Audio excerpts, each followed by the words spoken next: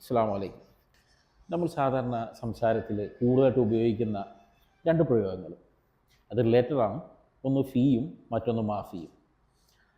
അപ്പോൾ ശരിക്ക് എന്താണ് ഈ ഫീ മാഫി കൊണ്ട് ഉദ്ദേശിക്കുന്നത്? ഫീ എന്ന് ഉദ്ദേശിക്കുന്നത് അത് ഉണ്ട് എന്ന അർത്ഥത്തിൽ, മാഫി എന്ന് പറഞ്ഞത് ഇല്ല എന്ന അർത്ഥത്തിലാണ്.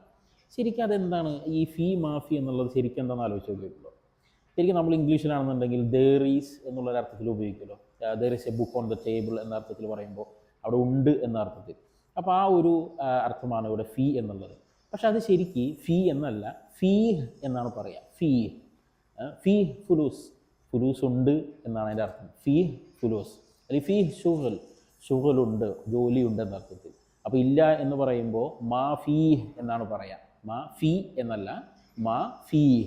അപ്പോൾ ഇനി അറബികളൊക്കെ സംസാരിക്കുമ്പോൾ നമ്മൾ നോക്കിയാൽ മതി, ഫീഹ് മാ ഫീഹ് എന്ന് പറയുമ്പോൾ ശരിക്കും എങ്ങനെയാണ് അവർ ഫീഹ് മാ ഫീഹ് എന്ന് തന്നെയാണോ പറയാമെന്നുള്ളത്. അതുപോലെ നമ്മൾ സംസാരിക്കുമ്പോഴും അതെന്ത് ചെയ്യുക, ഫീഹ് മാ ഫീഹ് എന്ന് തന്നെ പറയാനായി ശ്രമിക്കുക.